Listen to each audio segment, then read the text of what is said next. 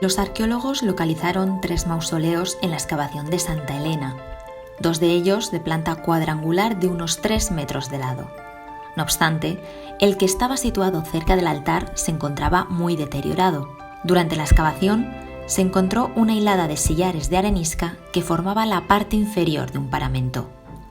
Pero la humedad y posteriores utilizaciones en la Edad Media degradaron los restos, tanto que casi no dejaron huellas visibles en el yacimiento actual. El tercer mausoleo es el más grande, de unos 17 metros cuadrados de planta y corresponde a un templete Inantis. Por ello, se considera que pertenecía a una familia destacada de Oyaso. Las santas son la prolongación de los muros que van de la cela, también denominada sala sagrada, hasta el atrio o espacio de la entrada del edificio. El ejemplo más conocido es el del tesoro de los atenienses en Delfos. Además, los mausoleos se disponen alineados con respecto a una hilera de bloques de piedra que se supone marcan el paso de la vía romana. Todavía se puede observar cómo la hilera de piedras pasa por debajo del atrio del templete o mausoleo principal de la necrópolis.